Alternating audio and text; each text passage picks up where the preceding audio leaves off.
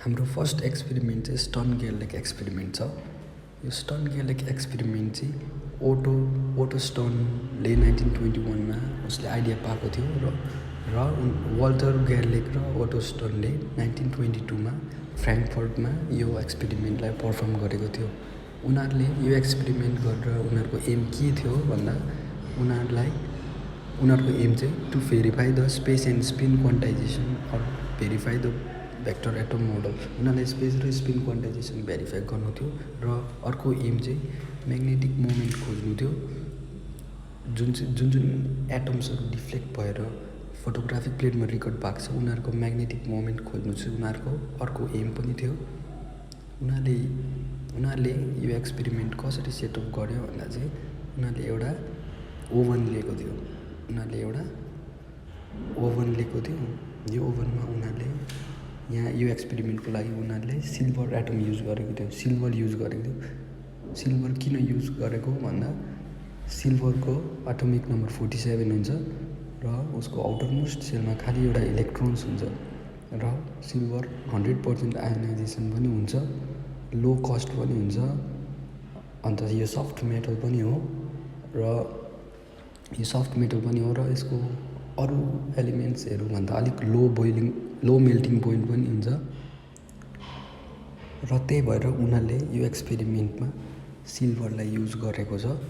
र अब के गर्छ भन्दा उनीहरूले ओभनको टेम्परेचरलाई इन्क्रिज गराउँछ, ओभनलाई हिटअप गराउँछ र ओभनलाई हिटअप गराउँदा त्यहाँभित्र भएको जुन चाहिँ सिल्भर छ त्यो चाहिँ अब आयोनाइज हुन थाल्छ, त्यहाँभित्र स्पिन गर्न थाल्छ उसको एटम्सहरू। त्यो स्पिन गर्न थालेपछि त्यो एटम्सहरू बाहिर निस्किनु खोज्छ, ओभनदेखि छिरेर बाहिर निस्किनु खोज्छ र उनीहरू त्यो silver atoms beam of silver एटम्सहरू निस्किन्छ र यहाँ उनीहरूले दुईवटा स्लिट्स पनि राखेको छ। यो स्लिट्स चाहिँ यो बिम अफ सिल्भर एटम्स चाहिँ अरू ठाउँमा बाहिर ननिस्कोस्, एकदम युनिडिरेक्सनल होस् भनेर चाहिँ उनीहरूले यो दुईवटा स्लिट्सलाई युज गरेको छ र यो सिल्भर एटम्स यो स्लिट्सबाट पास भएर जान्छ र पास भएर जाँदा उनीहरूले यहाँ के राखेको छ भन्दा चाहिँ दुईवटा म्याग्नेट राखेको छ। दुईवटा म्याग्नेट राखेको छ, यो चाहिँ इनहोमोजिनियस म्याग्नेट हो। एउटाको सेप इरेगुलर छ, यो सार्प नाइफ एज सेपमा छ, यो अर्को चाहिँ रेगुलर सेपमा छ। उनीहरूले यो सिल्भर एटम्स जब यो इनहोमोजिनियस म्याग्नेटिक फिल्डमा पुग्छ त्यति बेला यो जुन चाहिँ यो सार्प नाइफ एज्ड भएकोपट्टि चाहिँ म्याग्नेटिक फिल्डको स्ट्रेन्थ एकदमै बेसी हुन्छ। म्याग्नेटिक फिल्डको स्ट्रेन्थ चाहिँ यो सार्प एज्डपट्टि चाहिँ एकदमै बेसी हुन्छ एज कम्पेयर टु यो रेगुलर सेपको। त्यहाँदेखि यो एटम्सहरू यहाँ पुगेपछि यो इनहोमोजिनियस म्याग्नेटको प्रेजेन्सले गर्दा यो एटम्सहरू डिफ्लेक्ट हुन्छ। एउटा डिफ्लेक्ट भएर यो एउटा अपवर्डमा जान्छ, एउटा डाउनवर्डमा जान्छ र उनीहरूले उतापट्टि एउटा फोटोग्राफिक प्लेट राखेको थियो, जिङ्क सल्फेटको एउटा फोटोग्राफिक प्लेट राखेको थियो यो एटम्सहरूलाई रिकर्ड गर्नुको लागि। र यो इनहोमोजिनियसमा पुगेर यो डिफ्लेक्ट भएर दुई ठाउँ कलेक्ट हुन्छ, एउटा अपवर्डमा र एउटा डाउनवर्डमा। र यहाँ म्याग्नेट्सहरू चाहिँ होमोजिनियस म्याग्नेट भएको चाहिँ त्यहाँ केही हुँदैन चाहिँ एकदम रेगुलर एकदम नर्मल एउटा न्युट्रल जान्थ्यो र सिधा गएर ठोकिन्थ्यो कलेक्टिङ प्लेटमा। र यहाँ जब म्याग्नेटिक फिल्ड अफ हुन्छ त्यति बेला फोटोग्राफिक प्लेटमा एउटा thin straight line or rod जस्तो अप्टेन हुन्छ र जब हामीले फेरि यहाँ म्याग्नेटिक फिल्ड अन हुन्छ त्यति बेला हामीले एउटा divided to lines or oval shape खालको एउटा अप्टेन गर्छ फोटोग्राफिक प्लेटमा। त्यस्तो प्याटर्न अप्टेन गर्छ हामीले फोटोग्राफिक प्लेटमा। र यहाँ त्यही कुराहरूलाई यहाँ भनेको छ र उनीहरूले यो एक्सपेरिमेन्ट गरेर उनीहरूले उनीहरूले के पायो भन्दा चाहिँ त्यहाँ चाहिँ एउटा स्पेस क्वान्टाइजेसन हुन्छ र इलेक्ट्रोन स्पिन क्वान्टाइजेसन हुन्छ भनेर चाहिँ उनीहरूले रिजल्ट पाएको थियो। हाम्रो नेक्स्ट टपिक छ फ्र्याङ्कफर्ट एक्सपेरिमेन्ट। यसको एम चाहिँ के हो भन्दा चाहिँ यसले चाहिँ हामीलाई क्वान्टाइजेसन अफ एनर्जी लेभल्स दिन्छ। यसको मेन एम नै त्यही हो। र जेम्स फ्र्याङ्क र गुस्टाभ हर्ट्जले एउटा एक्सपेरिमेन्ट कन्डक्ट गरेको थियो 1914मा, जहाँ चाहिँ उनीहरूले मर्क्युरीको एक्साइटेड स्टेट्सहरू एक्जिस्ट गर्छ भनेर देखाएको थियो। र यो कुराले चाहिँ के कन्फर्म गर्छ भन्दा चाहिँ क्वान्टम थ्योरी, जहाँ चाहिँ इलेक्ट्रोन्सहरूले खालि एउटा डिस्क्रिट लेभल मात्रै अकुपाई गर्छ और क्वान्टाइज एनर्जी स्टेट्स मात्रै अकुपाई गर्छ भनेर उनीहरूले कन्फर्मेसन पाएको थियो।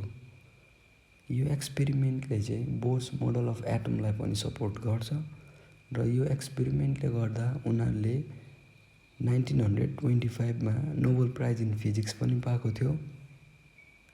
र उनीहरूले यो एक्सपेरिमेन्ट कसरी गर्यो भन्दा चाहिँ उनीहरूले एउटा ट्युब लिएको थियो, एउटा भ्याक्युम ट्युब, जहाँ चाहिँ मर्क्युरी भेपरले फिल गरेको थियो र त्यहाँ ब्याट्रिजहरू लगाएको पनि थियो।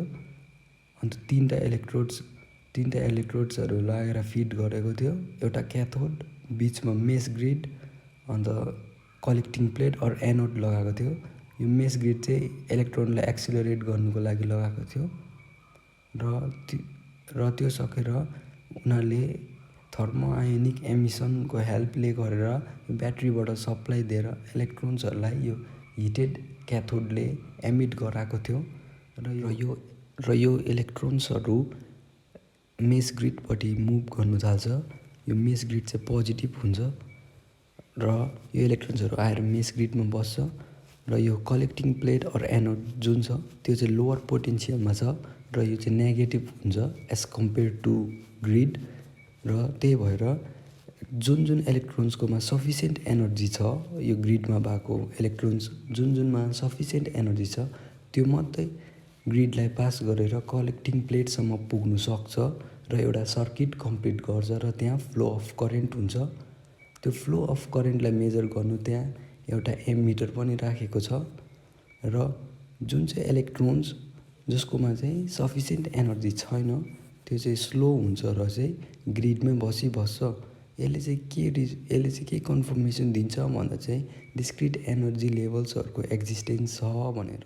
र अब हामीले जति भोल्टेज इन्क्रिज गर्दै जान्छ त्यति छिटो हामीले जति यहाँबाट भोल्टेज इन्क्रिज गर्दै जान्छ यो इलेक्ट्रोन्स जुन चाहिँ यहाँबाट ग्रिडपट्टि जाँदैछ त्योहरू स्पिड मुभ गर्नु थाल्छ र यो जुन चाहिँ इलेक्ट्रोन्सहरू मुभ गर्छ त्यो चाहिँ यो मुभ गर्दा यहाँ बिचमा मर्क्युरी एटमसँग कोलाइड हुँदै मुभ गर्छ र यहाँ जुन चाहिँ कोलिजन हुन्छ त्यसलाई चाहिँ इलास्टिक कोलिजन भन्छ। यो इलास्टिक कोलिजन हुँदा